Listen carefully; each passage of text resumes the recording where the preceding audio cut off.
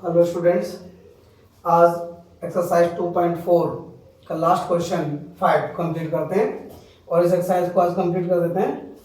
इस क्वेश्चन में हमें गुणनखंड कीजिए, गुणनखंड करनी है और 4 इसके भाग हैं, 4 पार्ट इसके हैं। तो ये आप देख रहे हैं कि ये चारों पार्ट में ये जो बहुपद है ये सब 3 घात वाले हैं, त्रिघातीय बहुपद है। और हम जानते हैं अगर ये त्रिघातीय हैं तो इनके 3 रैखिक गुणनखंड होंगे, तो वही हमें गुणनखंड करके दिखाने हैं इसके। चलिए सबसे पहला पार्ट करते हैं। X cube minus 2x square minus x plus 2। देखिए इन सभी त्रिघातीय बहुपद के गुणनखंड करने का एक मेथड है हमारा हिट एंड ट्रायल मेथड। लेकिन उस मेथड को बताने से पहले मैं आपको एक मेथड और बता रहा हूं। उस मेथड से ये क्वेश्चन बहुत आसान हो जाएगा, लेकिन वो मेथड सारे क्वेश्चंस में नहीं लगेगा। और जो हिट एंड ट्रायल मेथड है वो सारे क्वेश्चंस उससे हो जाते हैं, लेकिन हमें ये मेथड भी आना चाहिए, तो आप इस मेथड को भी सीख लीजिए। तो सबसे पहले हम इसमें देख रहे हैं कि इन दोनों में क्या कॉमन आ सकता है। तो हमें दिख रहा है कि एक्स स्क्वायर दोनों में कॉमन आ सकता है, तो वो हमने कॉमन ले लिया। तो यहाँ पे बचेगा एक्स माइनस 2 और इन दोनों से केवल माइनस कॉमन लेना है, तो माइनस को भी -1 लिखेंगे और ये बचेगा अंदर x माइनस 2। अब हम देख रहे हैं कि ये जो ब्रैकेट है x माइनस 2 ये दोनों में समान ब्रैकेट हो गई, तो इन दोनों को इसको कॉमन ले लेते हैं। ये ब्रैकेट जो समान है इसको कॉमन ले लिया, तो यहां से तो बचेगा एक्स स्क्वायर और यहां से बचेगा -1। और अब इसके भी गुणनखंड हो जाएंगे, और इसके गुणनखंड क्या होंगे और कैसे होंगे। एक आपने सब समका पढ़ी थी, ए स्क्वायर माइनस बी स्क्वायर बराबर होता है ए प्लस बी और ए माइनस बी। इस सब समका की सहायता से हम इसके गुणनखंड करेंगे।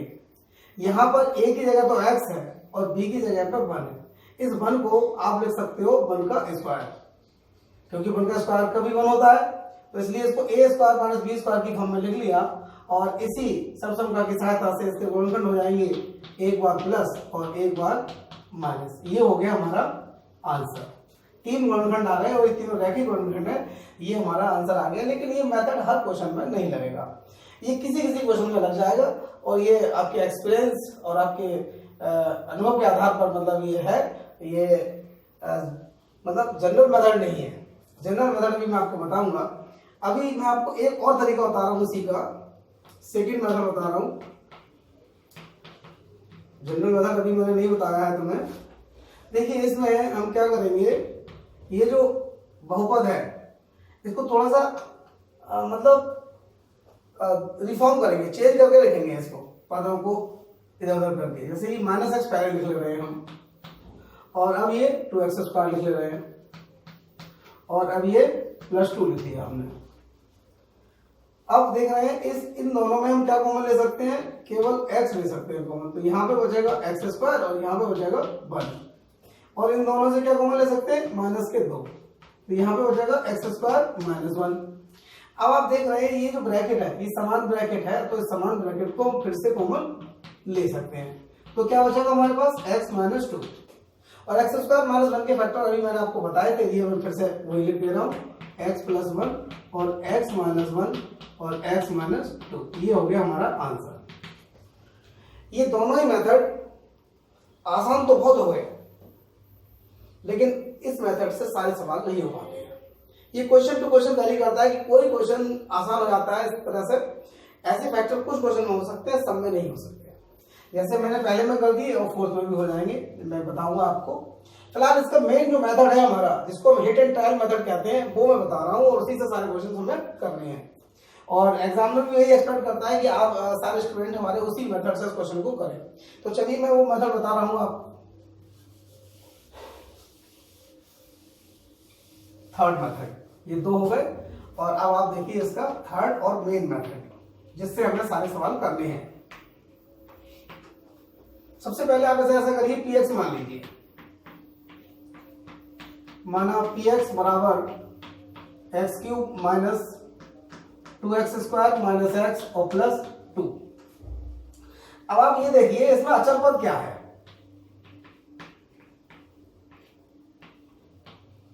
देखिए अचर पद है इसमें 2 जिसमें x ना हो, ये x वाले सब 4 हैं और ये अचर पद है। अब इस अचर पद के सारे गुणनखंड बताइए क्या क्या होंगे। 2 के समस्त गुणनखंड, सभी गुणनखंड क्या होंगे, समस्त गुणनखंड। देखो 2, एक तो 1 से कट जाएगा और एक जो 2 से ही कटेगा, खुद से कटेगा, क्योंकि अभाज्य संख्या है तो उसके 2 ही गुणनखंड होंगे, 1 और 2। लेकिन हम यहाँ पर जो गुणनखंड बता रहे हैं उस गुणनखंड में हमें सारे इंटीजर यानी पूर्णांक बतानी है, और पूर्णांक नेगेटिव भी होते हैं।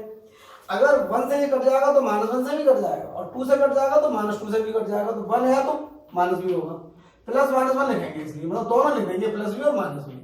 अर्थात ये 4 गुणनखंड हो गए, एक 1 और एक -1, 2 और -2। इन दोनों को मिला के हमने एक साथ लिख दिया, इन दोनों को मिला के हमने एक साथ लिख दिया, कुल मिला के ये 4 गुणनखंड है। अब हमें क्या करना है, हमने अचर पद के सभी गुणनखंड निकाल लिए।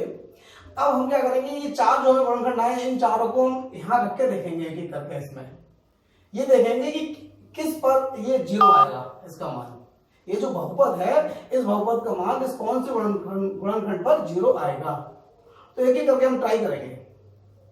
अब एक बात यह है कि जैसे आपके मन में जो बात आएगी कि भाई ऐसे कहां तक ट्राई करेंगे, भाई इसमें तो 4 है, कुछ में और ज्यादा भी होंगे, तो उसका भी एक ट्रिक आपको बताएंगे जिससे आपका समय बचेगा। अभी अगले क्वेश्चन में बताएंगे, वो फिलहाल इसमें हम बन रखते हैं x बराबर 1 रखने पर। तो चलो बन रखते हैं, ये हो जाएगा 1 का क्यूब -2, 1 का स्क्वायर -1 और +2। देखो 1 का जब आप क्यूब करोगे तो 1 ही आएगा, और 1 का स्क्वायर करेंगे और उसकी 2 से गुणा करेंगे तो यही आएगा 2, और माइनस का 1 और प्लस का 2। ये देखिए 1 प्लस का है और ये माइनस का है, कट गया, और ये माइनस का 2, ये प्लस का 2 कट गया, और ये क्या आ गया, 0 आ गया। और हम यही देखना चाह रहे थे कि 0 किस पे आएगा, पहली बार में 0 आ गया तो हमारा समय बच गया। अब देखिए x बराबर 1 रखने पर ये 0 आया, इस 1 को ले आओ बाईं तरफ, जब इस 1 को बाईं तरफ ले आओगे तो यहाँ हो जाएगा x - 1।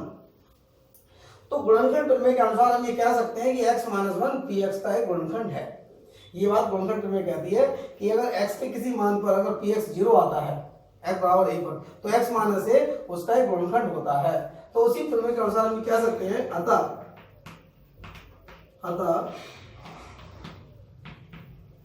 गुणनखंड प्रमेय के अनुसार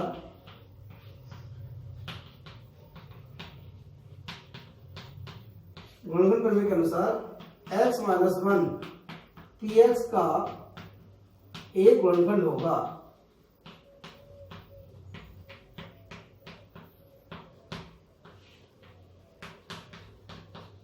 देखिए हमने एक गुणनखंड पता कर लिया, और 3 घात का है इसलिए गुणनखंड तो 3 होंगे, तो अभी 2 और रह गए।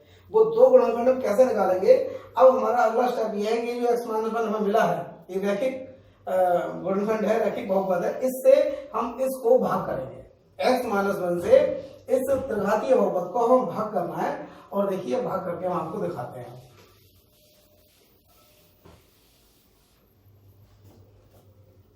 हमें x - 1 से भाग करना है, और किसको भाग करना है, x³ - 2x² - x और +2।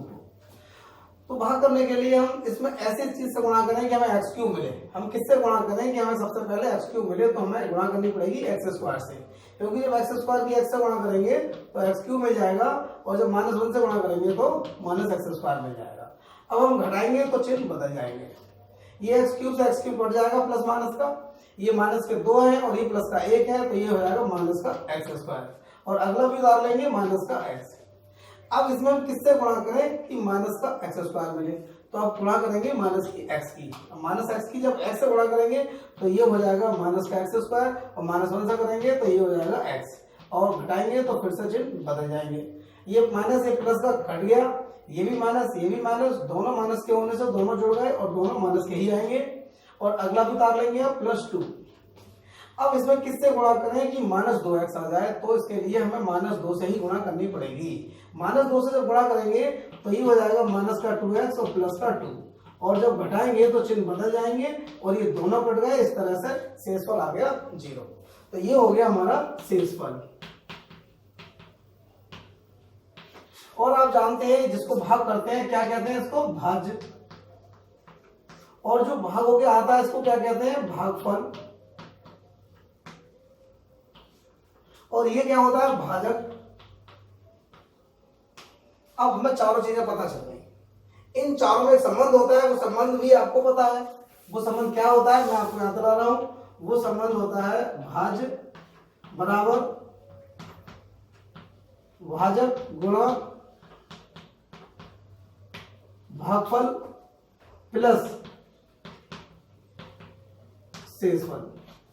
हम क्या करेंगे, ये चारों मान इसमें रखते हैं। तो भाज्य हमारा क्या है, हमारा भाज्य है x cube minus 2x² minus x minus 2 बराबर भाज्य कितना है, x माइनस 1, और भागफल कितना है, x² माइनस एक्स माइनस 2, और शेषफल कितना है, 0 है।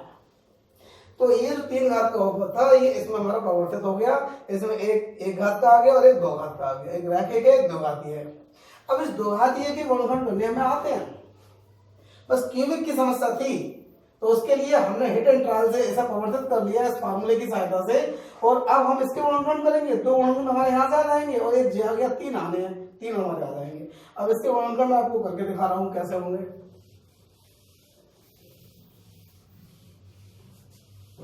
देखिए ये जो है हमारा, ये x माइनस ऊपर लिख ले रहा हूं मैं, और अगली ब्रैकेट में है हमारा x² माइनस एक्स माइनस 2।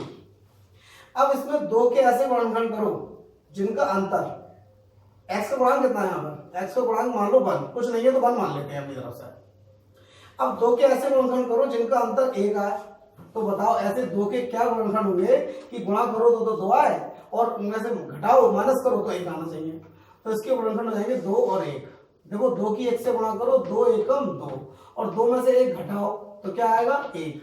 तो ये जो आप यहाँ पर 1 है, इस 1 की जगह पर हम लिखेंगे 2 माइनस 1। चलो हम ऐसा लिखते हैं,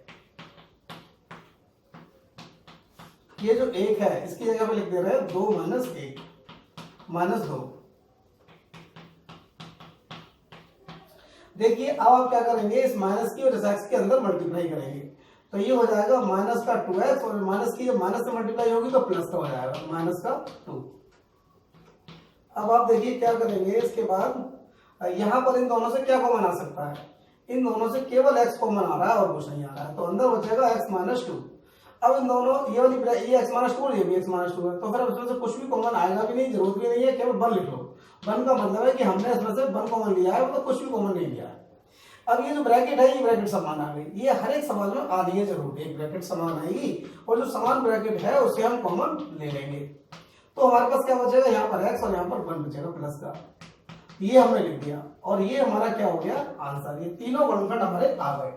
इस तरह से हम गुणनखंड करेंगे। क्वेश्चन थोड़ा बड़ा हो जाएगा, लेकिन ये सबसे अच्छा मेथड रहेगा, इससे किसी क्वेश्चन में आप अटकेंगे नहीं।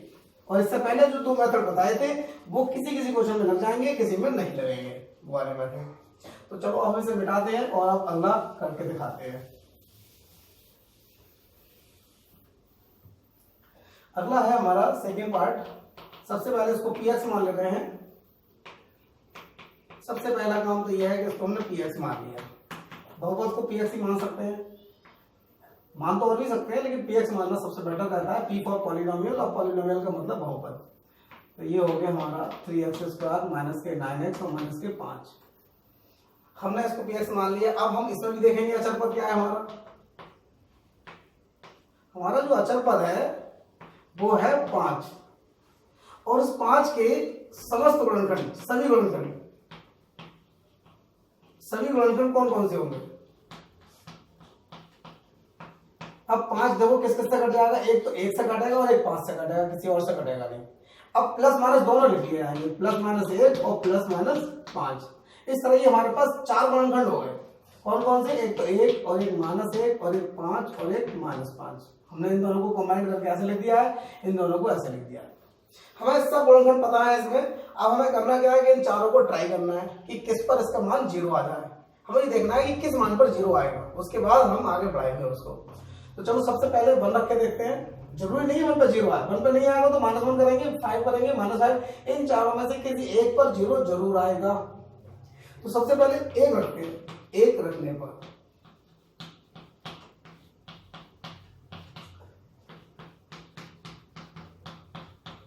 जहां भी x देख रहे हैं वहां पर 1 रख दें। अब इसको सरल कर लें, 1 की घात 3, यानी 1 की जब 3 बार गुणा करोगे तो 1 ही आएगा, और 3 की जब 1 से गुणा करोगे तो भी 3 आएगा, 9 की 1 से गुणा करोगे तो 9 आएगा, और माइनस के 5। ये तीनों माइनस के हैं, जोड़ लो तीनों माइनस के, माइनस के ही आएंगे जोड़ने के बाद। 3 और 9 12 और 5 17। अब 1 में से 17 घटेगा नहीं, घटेगा तो 17 में से 1 ही, लेकिन चिन्ह आता है बड़ी संख्या का, बड़ी संख्या माइनस की है इसलिए माइनस का आएगा, और ये 0 नहीं आया, तो फिर अगला ट्राई करेंगे। अब हम जैसा 1 पर नहीं आया तो अब -1 ट्राई करेंगे, हो सकता है -1 पे आ जाए, तो अब -1 ट्राई कर रहे हैं।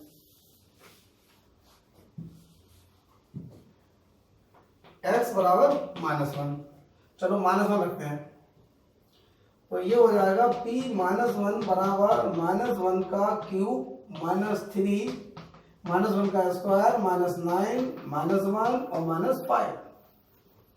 अब देखिए -1 की घात 3, और 3 है विषम संख्या, -1 की घात अगर विषम संख्या होती है तो आएगा -1। मैं लिख देता हूं, -1 की घात अगर विषम संख्या है, विषम है, तो इसका मान आएगा -1, और -1 की घात अगर सम संख्या है तो इसका आएगा +1। तो यहां पर आएगा माइनस, क्योंकि विषम है ये 3, और यहां पर 2 सम है, तो ये +1 आएगा। 3 की 1 से गुणा करेंगे तो 3 आएगा, और माइनस माइनस प्लस हो जाएगा, माइनस माइनस प्लस होता है। 9 की 1 से गुणा करेंगे 9 आएगा, और माइनस का 5। अब आप एक बार देखिए कि ये 9 तो पहले प्लस वाले, और ये तीनों माइनस के हैं, इन तीनों को जोड़ लीजिए एक साथ, 1 और 3 4 और 5 9, इनको एक संग लिख दिया 9 माइनस के। अब ये प्लस के और माइनस के कट गए, और क्या आ गया 0 आ गया, और बस हम यही चाह रहे थे कि 0 मिल जाए हमें, 0 और मिल गया। अब 0 मिल गया तो गुणनखंड प्रमेय क्या कहती है कि -1 को इधर ले आओ, अच्छा तो -1 इधर आएगा तो क्या आएगा x + 1 हो जाएगा, x + 1, तो x + 1 जो होगा वो px का एक गुणनखंड होगा गुणनखंड प्रमेय के अनुसार। गुणनखंड प्रमेय ये कहती है कि x बराबर a पर अगर px का मान 0 आ जाता है, अगर pa बराबर 0 है तो x माइनस से px का एक गुणनखंड होता है, ये है गुणनखंड प्रमेय। तो उसी के अनुसार हम ये कह सकते हैं, अतः x + 1 px का एक गुणनखंड होगा, px का एक गुणनखंड है, एक गुणनखंड है क्योंकि 0 आ गया इसलिए 0 नहीं आता तो नहीं होता। अब हम क्या करेंगे, x + 1 से इसको भाग करेंगे, जैसा अभी पिछले सवाल में किया था। चलो करते हैं भाग, ये मिटा दे रहे हैं। तो अब हम भाग करते हैं x + 1 से, किसको करेंगे, x³ -3x² -9x और -5। इसमें किससे गुणा करें कि x³ बन जाए, तो x² से गुणा करना है भाई, x² की जब x से गुणा करेंगे तो x³ हो जाएगा, और माइनस प्लस x² की जब 1 से गुणा करेंगे तो x² हो जाएगा। और अब घटाएंगे तो चिन्ह बदल जाएंगे, x³ से x³ कट जाएगा, ये माइनस के 3 है और ये माइनस का 1 है, तो ये माइनस के 4x² हो जाएंगे। अगला उदाहरण लो, माइनस के 9x। अब इसमें किससे गुणा करें कि -4x² बन जाए, तो भाई माइनस के 4x से गुणा करेंगे तभी बनेगा 4x²। तो 4x की जब x से गुणा करेंगे -4x की, तो ये बन जाएगा 4x², और जब -4x की 1 से करेंगे तो ये हो जाएगा -4x। अब घटाएंगे तो चिन्ह बदल देंगे, और इससे ये कैंसिल हो गया। माइनस के 9 और प्लस के 4, तो ये बचेंगे माइनस के 5, और अगला भी उतार लेंगे माइनस के 5। अब माइनस के 5x लाने के लिए हमें माइनस के 5 से इसमें गुणा करनी पड़ेगी, तो माइनस के 5 से इसमें गुणा कर देंगे तो ये आ जाएगा माइनस का 5 और माइनस का 5। अब घटाएंगे तो फिर चिन्ह बदल जाएंगे, और ये भी कट गया, ये भी कट गया, क्या आ गया 0, और 0 क्या है हमारा शेषफल है। और देखो अगर शेषफल 0 आता है तो उसका मतलब ये है कि x + 1 से ये पूर्णतः विभाजित है। अब हमें शेषफल पता चल गया, और ये क्या होता है भाज्य, जिसको भाग करते हैं, और ये क्या है भाजक, जो भागों के आता है, नहीं भागफल, भाजक तो ये वाला है, वो भागफल है, और ये क्या है भाजक, जिससे भाग करते हैं। अब आपको चारों चीजें पता है, और वो जो संबंध है इन चारों में वो भी आपको पता है। क्या है वो संबंध, वो है भाज्य बराबर भाजक गुणा भागफल प्लस शेषफल, चारों के मान इसमें रख दो। भाज्य हमारा है x cube minus 3x square minus 9x minus 5 equal to भाजक है x प्लस 1। और भागफल क्या है? भागफल है हमारा एक्स स्क्वायर माइनस के 4x और माइनस के 5 और प्लस शेषफल कितना है? 0 है। अब हमें इसके गुणनखंड करने हैं आगे, एक तो आ गया और दो हमारे इसके हो जाएंगे। अब दो हाथी है कि हमें गुणनखंड करने आ रहे हैं, तो इसके गुणनखंड हम आगे करके दिखा रहे हैं आपको। इसको ऊपर लिख रहे हैं x प्लस 1 और ये है हमारा एक्स स्क्वायर माइनस के 4x और माइनस के 5। अब आप देखिए एक्स स्क्वायर का गुणांक क्या है? कुछ नहीं है, तो 1 मानोगे और अचर पद क्या है? 5। एक्स स्क्वायर के गुणांक और अचर पद की गुणा करते हैं, तो ये गुणा आ गई 5।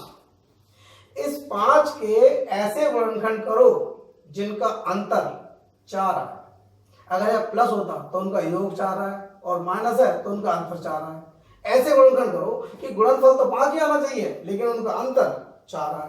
देखो बहुत आसान है, एक 5 है और एक 1 है। 5 की 1 से गुणा करो, 5 एकम 5 और 5 में से 1 घटाओ, कितने आ गए? 4। तो ये जो 4 हम देख रहे हैं, इस 4 की जगह पर हम लिखेंगे 5 माइनस 1। अब ये जो 4 है इसकी जगह पर हम लिख दे रहे हैं 5 माइनस 1, लिख दिया हमने। अब क्या करेंगे इसके बाद? ये जो माइनस है इसकी अंदर गुणा और जो एक्स है इसकी भी अंदर गुणा। माइनस के अंदर गुणा होगी तो चिन्ह बदल जाएंगे और एक्स के अंदर होगी तो दोनों के साथ एक्स आ जाएगा। तो ये हो जाएगा माइनस के 5x और प्लस का x और माइनस का 5। अब इतना करने के बाद हमें क्या करना है? ये देखेंगे कि इन दोनों में हम क्या कॉमन ले सकते हैं। इन दोनों में केवल और केवल x ही कॉमन आ सकता है, तो अंदर बचेगा x माइनस 5। ये भी x माइनस 5 है, तो इसमें से कुछ भी कॉमन मत लो और कुछ भी ना लो, इसका मतलब 1 लिख दो। 1 कॉमन लिया है, 1 कॉमन लेने से कोई फर्क नहीं पड़ेगा। अब जैसा मैंने बताया एक ब्रैकेट सभी में ऐसी समान जरूर बनेगी, हर एक में बन गई। अब इस ब्रैकेट जो समान ब्रैकेट है इसको कॉमन ले लो, कॉमन ले लिया तो क्या बचेगा? यहाँ से x बचेगा और यहाँ से प्लस 1 बचेगा, x प्लस 1 और यही आ गया हमारा आंसर। ये 3 हमारे गुणनखंड आ गए और 3 तो आने ही थे क्योंकि 3 घात की सभी है बहुपद, तो सभी के 3 ही गुणनखंड आएंगे। तो ये हमारा आंसर आ गया सेकेंड पार्ट का। अब करते हैं थर्ड पार्ट।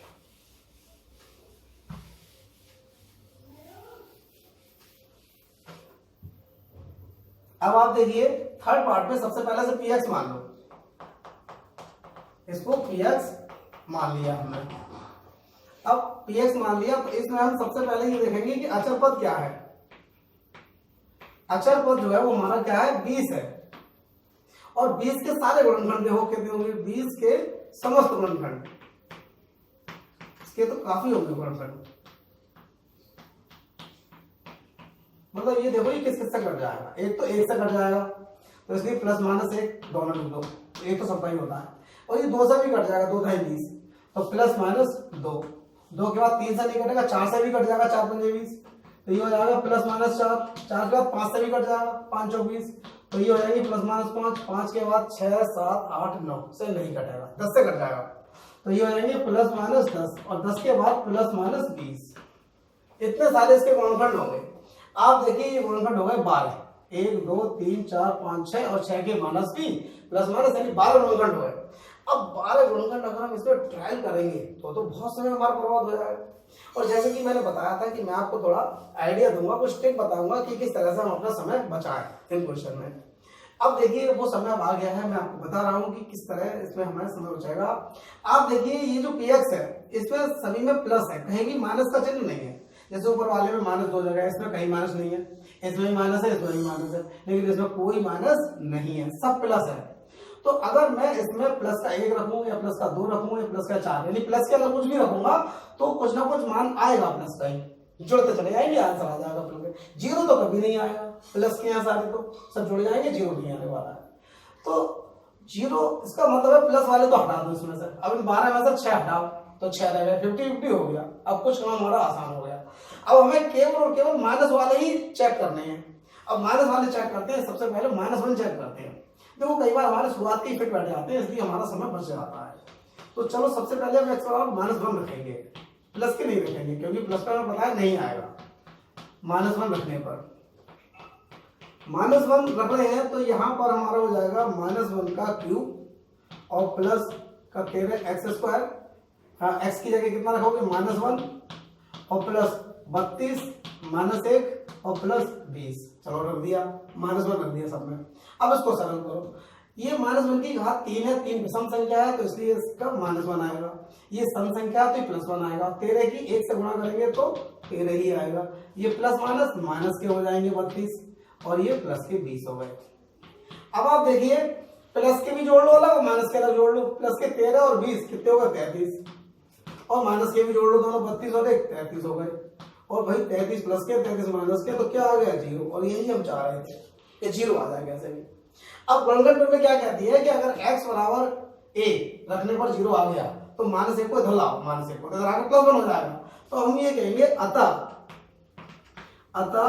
x + 1 -1 इधर आएगा तो +1 हो जाएगा। px का एक गुणनखंड है, px का एक गुणनखंड है, एक गुणनखंड है। ये बात हमने कैसे कही? गुणनखंड प्रमेय की सहायता से। ठीक है, एक गुणनखंड मिल गया। अब अगला काम यह है कि x + 1 से इस ये जो गुणनखंड है हमारा, ये जो बहुपद है 3 घात का, इससे भाग करेंगे। अब भाग करते हैं, चलो इसे मिटाते हैं और x + 1 से इसको भाग करते हैं। x + 1 से भाग करना है।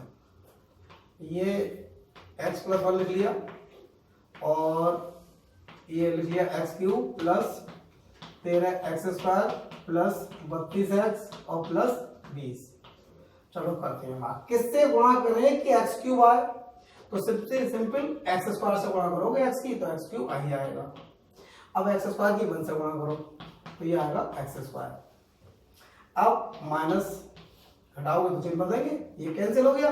13 में से 1 घटाओगे तो ये 12x² बचेंगे। अब अगला भी लिख लो 32x। अब इसमें किससे गुणा करें कि 12x² अर्थात पहला पद मिल जाए हमें, तो 12x से ही गुणा करेंगे। 12x से करेंगे तो x की ये मिल जाएगा हमें 12x² और 12x की जब 1 से गुणा करेंगे तो